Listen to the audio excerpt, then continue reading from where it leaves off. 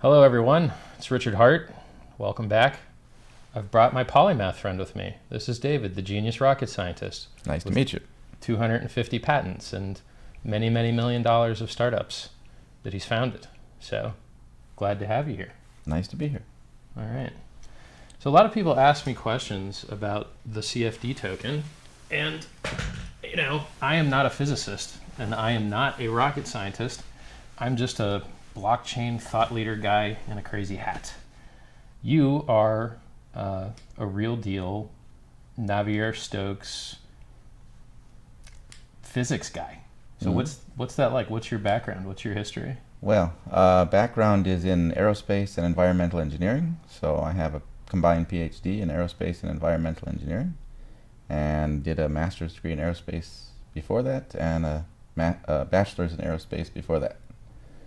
Okay. So I assume aerospace means rockets and planes and things that move fast? Yeah.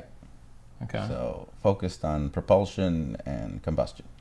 So that means rocket engines. Rocket science, yes. Oh, that's pretty cool. So if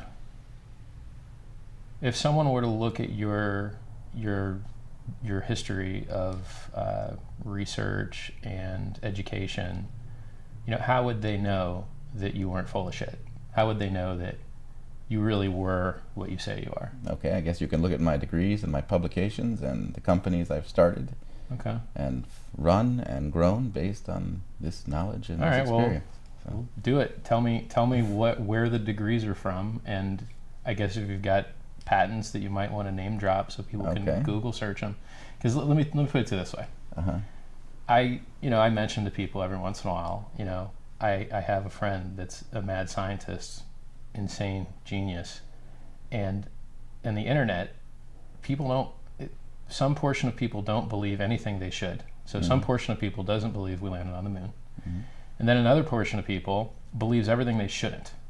Lizard people, right? So we've got the intelligent middle ground that believes what they should and doesn't believe what they shouldn't, right? And then we've got these edges.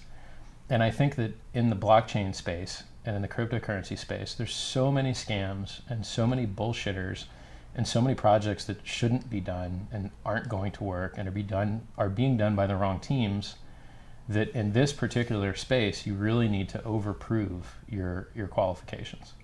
So if you want to mention colleges and patent numbers or whatever, I mean, they can look it up after the show. I can't remember patent numbers offhand, but I can remember topics of patents.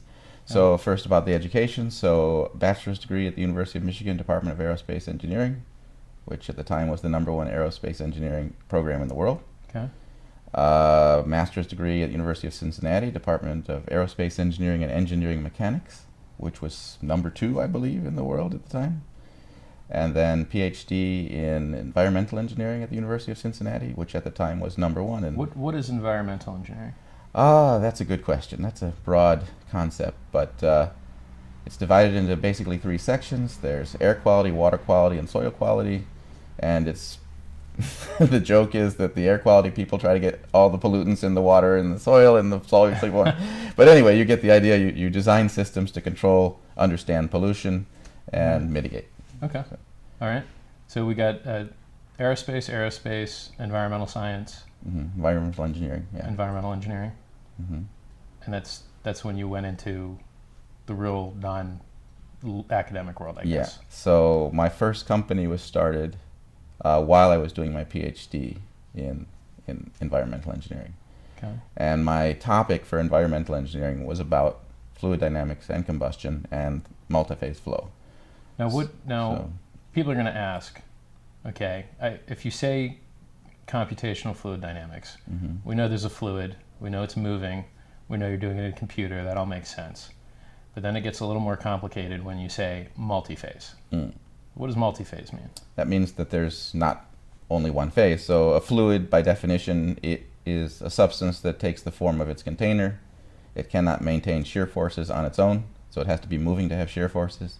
So that's the definition of fluid. So a gas can be a fluid, a liquid can be a fluid, honey can be a fluid, but wood is not a fluid. That can maintain stress without moving. So then multiphase means you have multiple states of matter in the same flow. An example would be an aerosol flow, and that means you have particles inside a gas. And those particles are moving, they're interacting, they're colliding, they're breaking up, they're growing, they're shrinking, whatever. But that's an example of multiphase flow. So I assume that solving for a bunch of things, multi-things, is much harder than a single thing. Sure. Okay. So there's all sorts of fascinating couplings that can go on between the phases. All right. So I guess we could finish off the, what you did after collecting all those cool degrees. So you did CFD research. Yeah, and then I did CFD consulting. Okay. Basically scientific and engineering consulting around the world. I had customers all over the world. Any big names? Sure. I wonder. I guess NDAs are over now, so things like Sumitomo and GE and National Institutes of Science and Technology and NASA and Chimera Pigments and I think NASA's Honda going to be a popular one, right? That's a okay. So I mean, could you talk about the NASA one? Yeah, I developed in a NASA project a advanced combustion, or actually chemical reacting flow model. Advanced combustion. Yeah. And then So that's multi-phase combustion model. So droplets So that was evaporating. for a rocket engine or something? Well, it was a more general project to develop this Analysis. analysis tool. Yeah. Okay. You can keep going if you want, Okay. because I know you've done a lot more stuff. Okay. You so, go, because if any intelligent person that is interested in the project is going to look up your history, and they're going to see everything, so you might as well just talk about it. So from this consulting grew a lot of collaborative projects. I did a lot of projects I did a few in Japan and a few in the US, but I did a lot of projects in Finland, and several of those have spun off into companies. So there's a company called Tecos Pharma, does inhalable drugs. You can imagine inhalation is a multi-phase process, and we invented a way to make inhalable powders. That is also a multi-phase aerosol process, and all of this was designed with the code. And then why would you want to inhale your drugs? I mean, I hear it's popular. Well, this is about pharmaceuticals, but it can be other things too. But you have a direct deposition to your lung, and through your lung you have direct deposition or your direct introduction of a drug or an agent to your bloodstream. That's when you're breathing, you have a direct transfer of oxygen from the air to your bloodstream. Right. So you can use that same mechanism to deliver drug. Now, I think when we've talked about this before, you said that you could use lower doses and get similar effect and put less load on the liver, I think. Yeah, so when you're, for instance, if you're taking a drug orally, if you take a pill, it's got to go through your digestive system. A lot of that gets decomposed in your digestive system. A lot of it gets absorbed before it goes to your intestines. It has side effects. You have to take a much higher dose, et cetera, et cetera, et cetera. So, for instance, your liver has to work overtime to process the drugs that didn't reach their target. Right. But if you have a direct delivery to your bloodstream through the lung, then you avoid those side effects. Nice. And you have a much lower dose. Yeah. So basically, people that are watching, I'm a smart dude. David's way, way smarter. So the best thing that I can do is translate his features into benefits, right? So inhalable drugs, that's a feature. Lower dose, lower side effects, that's a benefit, right? So the best thing I'm going to be able to do in this conversation is take his genius speak and translate it into as much human as I can, I think. So sure, what other things have you done? Okay, I've also designed new processes to make, for instance, optical fibers. It's a startup I founded based on that called Almacor, and that's a new way to make optical fiber at something like 100 times the rate of current optical fiber production. So you mean the actual speed that it's created? Yeah. So right now they use like a gravity drop method. Well, now they use so-called CVD method. It's a gas to particle method. You start with a gas set of precursors. You form soot, glass soot. So you're talking about treating the fiber after it's been dropped? No. I'm talking about making the fiber. So let me step back. So the way optical fiber is typically made is through a chemical vapor deposition process. And that means you start with a gas that has precursors in the gas. Yeah. You have a reaction, so you heat the gas, causes the decomposition of precursors that leads to the formation of little nanoparticles. Okay.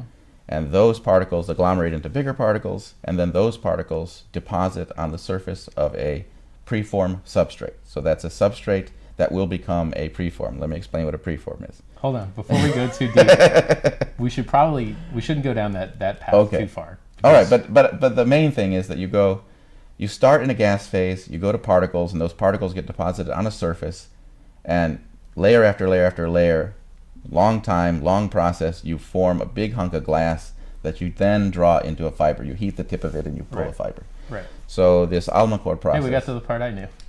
Okay. So the Almacore process is that instead of starting with a gas precursor, you start with a liquid precursor, and you have a little microreactor inside each of those particles that produces the right stuff that you make your fiber out of, and then you shoot that ballistically at the substrate at 100 times the rate you could ever do from a gas phase deposition. Right.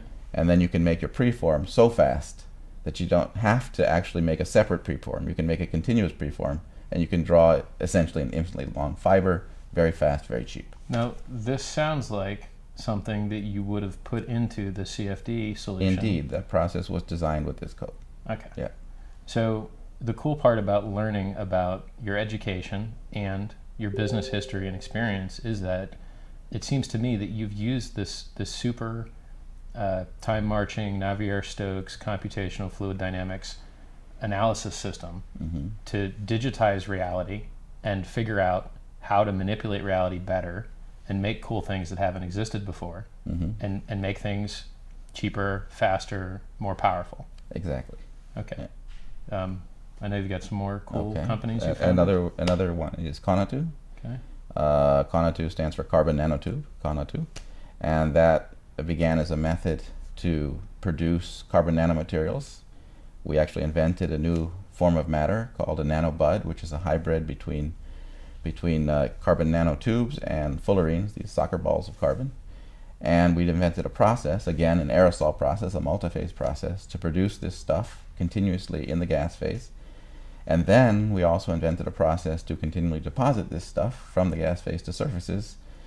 And then we invented processes to make basically electronics from carbon, so to manipulate that deposits to get the structures you need to do electronics. So basically turning gas phase precursors into flexible displays. Right. So right now, the company that you founded, Conatu, it has a factory. Yeah. And it makes touchscreens currently. Yeah. And the technology could be extended to make other forms of electronics. Sure. At some point. Yeah. So how successful is that company? Well, it's, I guess now about 45 people around there. Right. Does it have a valuation publicly, or is it? I don't think I can say the valuation publicly.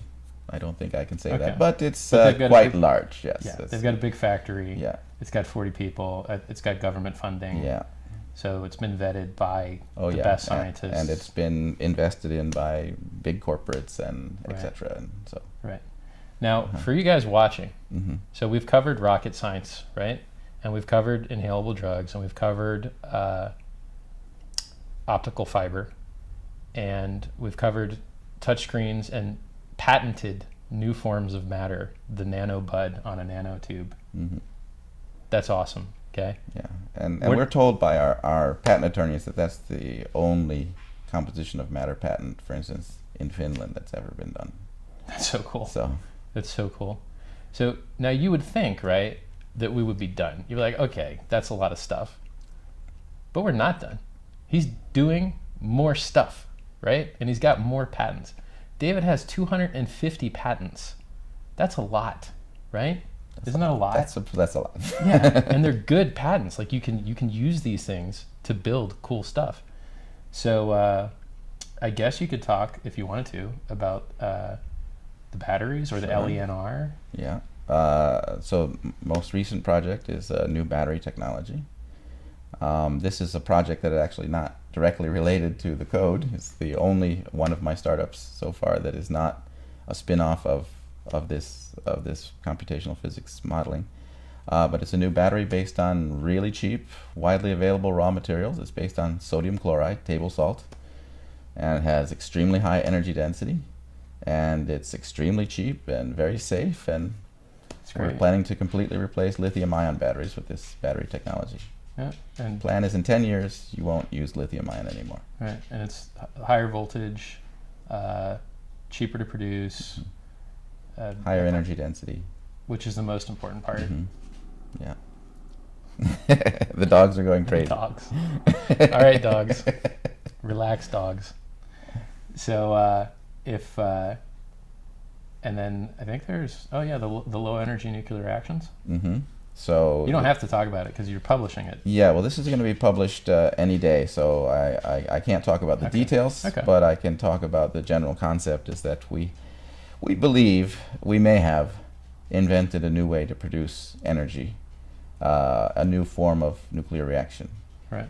And let's say we're waiting for the world to confirm what we think we have. So cool. And the patent I just got today, or yesterday actually, I picked it up from the post office, the first office action on the patent, and it looks like it will be granted. And that's American patent? That's a Finnish patent. A Finnish patent. But it will go all over the world soon. So do they have like a passporting process? Well, the whole patenting process starts with a national phase. It can be anywhere, as long as the country you're filing in is part of the Patent Cooperation Treaty, PCT, then that counts as a priority date for the whole world. Right. And what you typically do is you start with a country, you file in one country, and then after some time you can file a so-called PCT application, which is not really an application, but it's a review process. Right.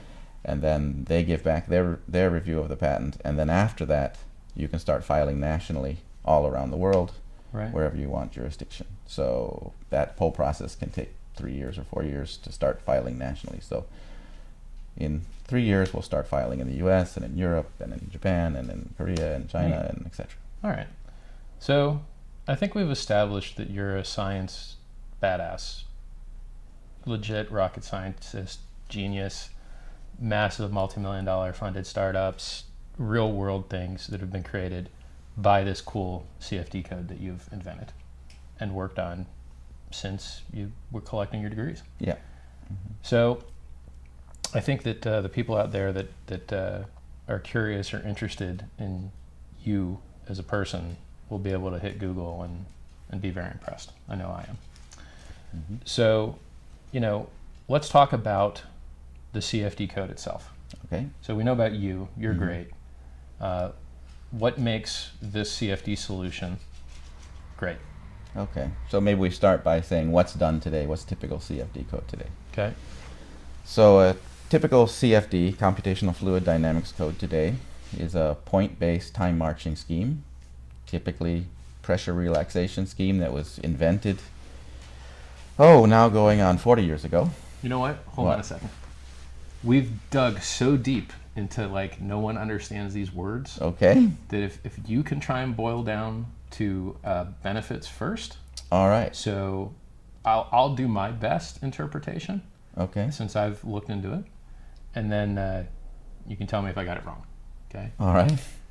So what I'm told is that if you want to build something really amazing, really cool, that you need to model it first, because if you screw up, it blows up. So if you're building a rocket and you're designing the engine and you've got to use an injector to get fuel from the fuel tank into the engine, the combustion process, the geometry, temperatures, shape of the combustion is the difference between oscillating and exploding or maintaining a sustainable state and not exploding. And so the time domain matters, the boundaries matter, the viscosities matter, and there's a lot of CFD solutions that can generate something that looks very pretty, but in reality, that pretty thing that the code generated doesn't match what happens in the real world, and then things blow up and you lose a lot of money. Mm-hmm. So a more accurate conversion of physical reality and reactions into a computer allows you to modify and improve and iterate digitally and then build something that works right.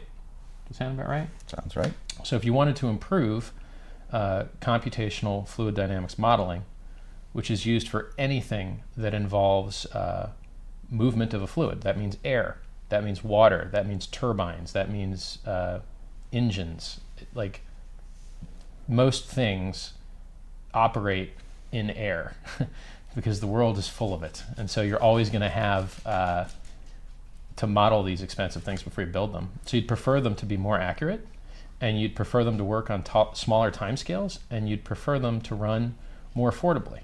So you want your solutions faster and cheaper, and you want them to be more accurate. Those seem like the benefits metrics. Does your software do those things? Yeah, so the basic concept is this is the very unique high-performance software to do multi-phase flow. We discussed those multi-phase flows, what they are. That's a huge class of flows that is very difficult to do, and most existing codes can't do them or can't do them well at all. And it does them very efficiently in terms of time. So the forte of this code is it can get to a steady state solution. So a solution, there's a point where the solution starts or a process starts, and then it goes through a transient and gets to a steady state. And you want to get, in most cases, if you're designing a process, a wing, an engine, you want to get to that steady state solution as fast as possible, and that's what this code does. All right. So you've told me, and I've read, I mean, I've handed out to about 1,000 people a PDF which shows it's 120 pages long of models that you've created using the software. And it's basically alien speak to me. I don't recognize the symbols. Okay. I mean, normal Greek math symbols, I don't even see those in there. There's I don't understand the vast majority of the stuff. So I'll try and explain what the stuff is. Okay. From my understanding. So basically CFD is, okay, we have a space we're trying to model, and we need to make it digital. And so we're going to create a mesh, which is a discretization process where you're performing an analog to digital conversion, and then you're sampling at those points and slicing up the reality and getting measurements, and then reiterating back through over and over again until you're done. And then you know what will happen in this space with these materials at these temperatures. If we put this energy in, we get this movement and we get this result. Does that sound about accurate? More or less. I would switch some terms out, but yeah. Okay, we'll go ahead, switch them out. Okay, so there's a difference between data and calculation. Okay. So don't use data. Okay. Data is reality. Calculation is a calculation approximation of reality. Right. So, but in general, yes. So you're calculating using a simulation software. You divide up reality into a bunch of subspaces, blocks, and you calculate the little local reality in each one of those blocks, and the sum is an approximation of the total reality. And the better your solver, the more accurate that simulation is, the more closely you approximate reality. Okay. So my idea was, I've been friends with David for about 4 years now, and we met at a business trade show, and we became good friends. I Over vodka. Yeah. David was carrying around a bottle of Absolute, and I was like, well, this trade show's about over, so might as well have a sip. And we have similar interests, and I respect his intellect and his integrity, and he's a great guy. So I saw, and I've been involved with Bitcoin since early 2011 when I was mining it, and in the ecosystem, one of the first GPU miners. I mean, maybe a month or two late after some other ones. If we could take David's amazing computational system that allows engineers to build better things more accurately and faster, if we could take that system, which already exists and has already generated millions and millions and millions of dollars of successful startups that are making cool new stuff to bring us into the future, if we could take that software and move it from just his control and attach a network to it, a processing network. So as an engineer, you give us a job, that job gets divided up by his CFD solution, and then it gets handed out to miners. And right now, we have a whole world of people that are wasting energy to secure networks, and they're being over-secured. So cryptocurrency networks are not attacked through the hash power vector. They are attacked through social vectors. So if you want to perform a 51% attack on Bitcoin, it's much more affordable to make a fake crap Trojan horse coin to convince miners to move, to reduce the hash rate. It's much cheaper to do that than it is to try and buy a new extra 75% or some giant percent of equipment of your own. So social attacks are much, much more effective against cryptocurrency networks than just buying hashing. So if we could give miners, particularly GPU miners and CPU miners, the ability to run our mining code and do algebraic solutions to problems that his CFD code generates, then what we will have done is created a faster, cheaper, more accurate way for scientists, researchers, engineers who are currently spending about $1 billion a year on CFD computation. We could take huge parts of that market and reach into markets that didn't exist before, because now their computations are going to be subsidized by all of these cryptocurrency guys mining things that are overly wasteful, and they're not providing the security benefit that we thought that they needed to have. So I think that what we'll do is we'll take David's CFD super duper secret sauce code. We'll accept jobs with a token. The token will then authorize that job server to hand the jobs out to the miners. The miners will do the work, return the solutions. That'll iterate, and then we hand the solution back to the job issuer. And in effect, he will have paid a very, very affordable price to have the computation done, because it's being subsidized by all of those miners who would happily mine this instead of something else, because the something else, they don't have a retail adoption to make them even more valuable. But with this, we've got a retail side that allows us to pass on the money from the engineers and companies to the miners through the supercomputing network. And so the supercomputing network cryptocurrency side is in effect subsidizing the engineers getting their science done. And it's better than that. So when the miners optimize their code, like right now, if you're a Bitcoin miner, you want to have the best possible logic for doing your dual round SHA-256 hashing, because the faster you can hash, the more Bitcoins you're going to get, the more blocks you're going to win, because you're doing it at higher power, lower cost, if you're more efficient. Now imagine we lived in a world where miners, instead of optimizing for dual round SHA-256, were optimizing the algebraic solutions to science that David's software generates. It says, hey, I need these problems solved. And then there's a bunch of open source solvers that exist to do matrix inversion, right? Mm-hmm. So we will have a tokenized reason for scientists and geniuses of all kinds to improve those open source solvers so that they could earn more tokens from the job server. And this would solve the tragedy of the commons that currently exists, where open source projects are outcompeted by closed source projects because they can't find a financial reason to make an open source thing better. So a large company can buy marketing, can onboard people with training, can hire the best people in the space because they have revenue. And that's the reason, we've got 90% of desktops using Windows, because they can afford to do those things. It's hard to buy a laptop without Windows. If we take that same for-profit effective model of incentive alignment, right? So closed source has the best devs, the best marketing, the best onboarding, the best corporate partnerships. And instead, we move those over to the open source model, where now, if you make this open source software better or fork it and improve it and just close source it, you can make a little fee, right? So there's a lot of cryptocurrencies where if you want to mine the most efficiently with your hardware, you've got to use a private sourced solution that just works better. Or you could use the open source one, but you're going to make less money because the closed source guy has a way to make a little extra money on making it better.